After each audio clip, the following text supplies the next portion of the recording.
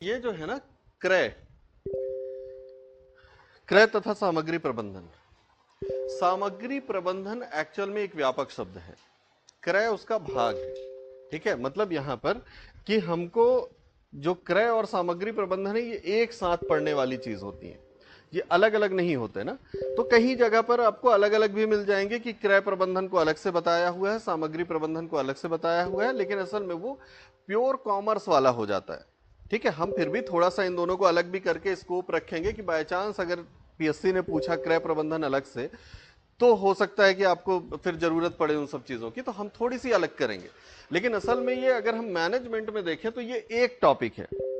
ठीक है, इसी वजह से आप देखोगे ना सिलेबस में ये दोनों अलग अलग नहीं लिखे गए हैं। क्रय और सामग्री प्रबंधन के पहले कॉमा है और बाद में कॉमा है, मतलब ये एक टॉपिक है। ठीक है, क्रय और सामग्री प्रबंधन।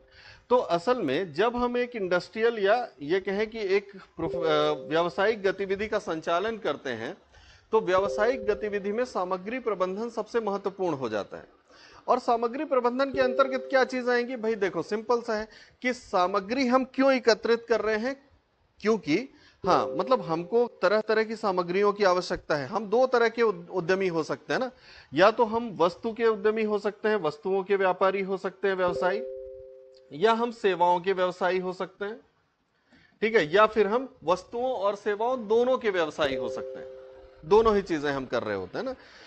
तो दोनों ही प्रकार के उद्यमियों को वस्तुओं और सेवाओं की निरंतर आपूर्ति किए जाने की आवश्यकता होती है, क्योंकि अगर आपको मार्केट में अपने व्यवसाय को सफलतापूर्वक संचालित करना है, तो एक चीज जो आपको सुनिश्चित करनी है वो क्या है कि हर समय ग्राहकों की मांग के अनुरूप आपके पास पर्याप्त उपलब्धता हो आपके सामग्री की।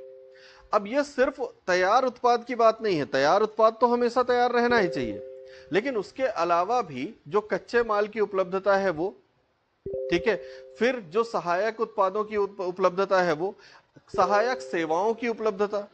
ठीक है, क्योंकि किसी भी जो कार्य हो रहा है, व्यवसाय हो रहा है, उसमें सिर्फ वस्तुओं की ही जरूरत नहीं होती, कई बार हमें कुछ सेवाओं की भी जरूरत होती है ना। जैसे कि आजकल आप देखो कि एयर कंडीशनर की एक फैक्ट्री जो है या कंपनी है, वो सिर्फ एयर कंडीशनिंग बेचने का काम नहीं कर रही है, उसके बाद वो सर्विसेज भी दे रही है, उसके अलावा वो कस्टमर केयर सर्विसेज भी दे रही है, जिसमें वो कॉल्स के माध्यम से आपकी समस्याओं का समाधान कर रही है। ठीक है, फील्ड विजिट के माध्यम से इंजीनियर्स को आपके पास भेज करके सेवाएं दे रही है। तो वो सेवा भी दे रही है, वस्तु भी बेच रही है। तो आज तो व्यवसाय का स्वरूप इतना व्यापक हो चुका है ना कि आज वस्तु का व्यवसाय अलग और सेवा का व्यवसाय अलग जैसी कोई चीज रह ही नहीं गई। तो आज किसी भी व्यवसाय के सफल संचालन में वस्तु और सेवा दोनों की जरूरत है। तो हमको सामग्री प्रबंधन में वस्तुओं और सेवाओं दोनों की निरंतर और निर्बाध आपूर्ति सुनिश्चित करना होता है। और इस निरंतर और निर्बाध आपूर्ति सुनिश्चित करने के लिए हमको जो पूरा प्रबंधन का कार्य करना होता है, यानी वस्तुओं और सेवाओं के स्रोत से लेकर के उसके भंडारण, रख रखाव, परिवहन और अंतिम उपभोक्ता तक उसको पहुंचाना, ये जो पूरी चरणबद्ध प्रक्रिया है, ये पूरी की पूरी सामग्री क्रय और सामग्री प्रबंधन के अंतर्गत आती है।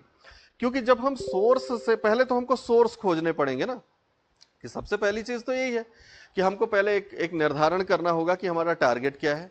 फिर हम सोर्सेस ढूंढेंगे, है ना, कि कहां से हमको खरीदना है ना। जैसे ये होता है ना कि मान लो कि एयर कंडीशनिंग का ही एग्जांपल ले ले, तो हमको पहले एयर कंडीशनिंग का रॉ मटेरियल देखना, पहले तो प्लान करना होगा कि हमको कितना बनाना है, कितनी जरूरत है। फिर हम ये देखेंगे कि हमको सस्ते से सस्ता कौन दे रहा है, कि चाइना से मंगाएं कि हम दूसरे देशों से मंगा लें या भारतीय व्यवसायी से खरीद लें। तो हमको स्रोत वो करने पड़ेंगे ना, एक्सप्लोर करने पड़ेंगे। तो हम स्रोतों की खोज करेंगे। स्रोतों की खोज करने के बाद हम ये प्लान बनाएंगे, है ना, कि किस कीमत पे खरीदा जाए। तो हम कीमतों का निर्धारण करेंगे, हम उनसे डील करेंगे, बातचीत करेंगे और अपने पक्ष में बेहतर डील बनाने की कोशिश करेंगे। फिर हम उसकी, अच्छा अब ये सिर्फ यही नहीं है, हमको इस बात का भी तो ध्यान रखना है कि जब हम ये बना लेंगे और जब बेचेंगे तो हमको क्या देना पड़ेगा? सेवाएं। तो क्या हम सर्विसेज आउटसोर्स करेंगे, है ना? तो हम फिर क्या करेंगे कि कुछ इंजीनियरिंग फर्म जो हैं, जो कंसल्टेंसी इंजीनियरिंग फर्म होती हैं, क्या हम उनसे कांटेक्ट करेंगे कि हमारे कस्टमर्स को आफ्टर सेल सर्विस देने के लिए आप कितना चार्ज करोगे।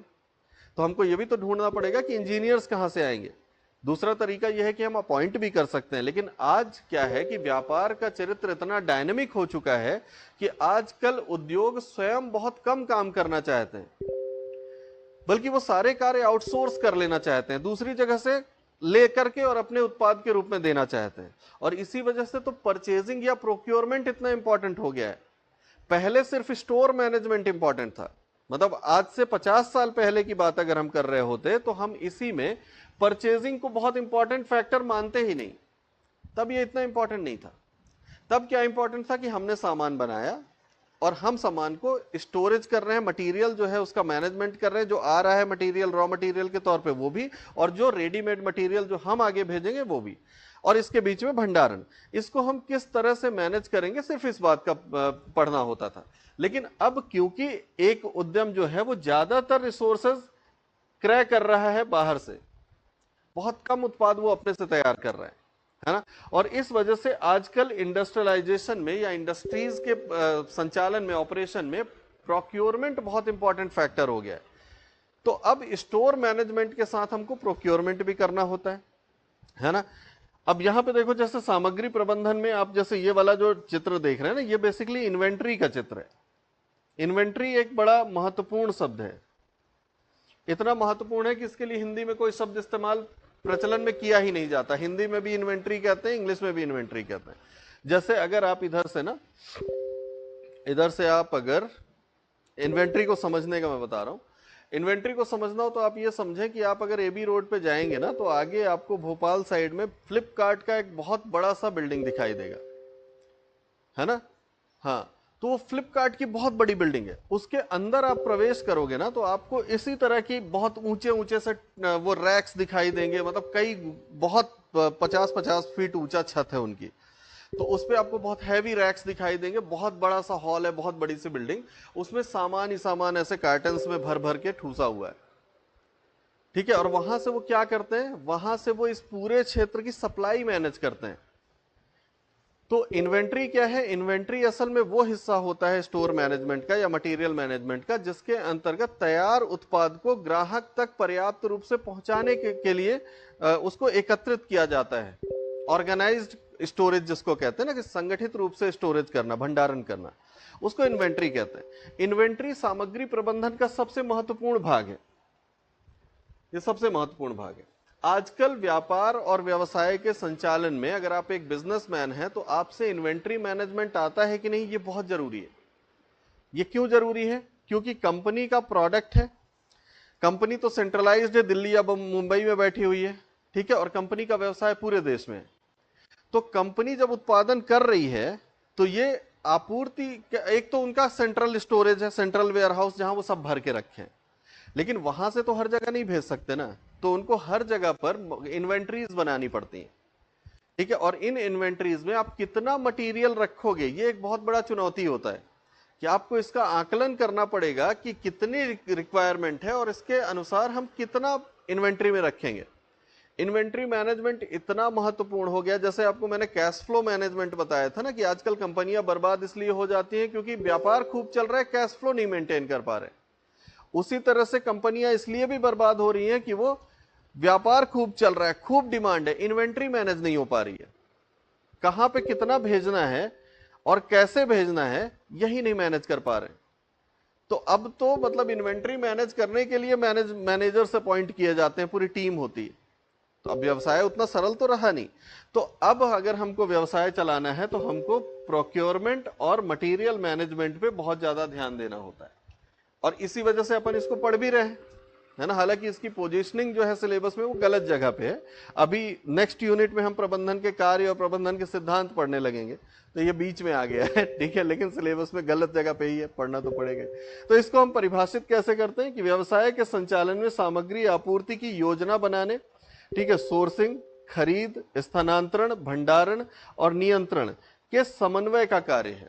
ये किसकी परिभाषा है, ये इस पूरे की परिभाषा है, क्रय और सामग्री प्रबंधन की परिभाषा है, ठीक है। कि क्रय और सामग्री प्रबंधन के अंतर्गत क्या क्या आ रहा है, आपूर्ति की योजना बनाना, आपूर्ति के सोर्सिंग का जो कार्य है, यानी स्रोतों का निर्धारण करना, फिर स्रोतों से उनकी खरीद करना, ठीक है, खरीद करके उसको स्थानांतरित करना, स्थानांतरित करके फिर हम उसको भंडारण करेंगे, फिर इस भंडारण को कंट्रोल करेंगे, और ये सारी गतिविधियों का समन्वित रूप जो है वो है क्रय तथा सामग्री प्रबंधन। ठीक है ना। और क्यों कर रहे हैं? ताकि ग्राहक को न्यूनतम लागत पर पूर्व निर्धारित वस्तुएं और सेवाएं प्रदान की जा सके। न्यूनतम लागत पर, यहां पर न्यूनतम लागत शब्द क्यों है? इसलिए क्योंकि हमको इस बात का भी तो ध्यान रखना है कि मटेरियल मैनेजमेंट इतना महंगा ना हो जाए कि हमारी लागत ही बढ़ जाए, है ना। तो फिर हम क्या करते हैं, हम खामखा में नहीं खरीद सकते ना। फिर ऐसा थोड़ी होता है कि मंगा लेते हैं अभी 100 करोड़ का और रख लेते हैं, ऐसा तो नहीं कर सकते आप, क्योंकि उसके स्टोरेज पे भी तो खर्चा हो रहा है।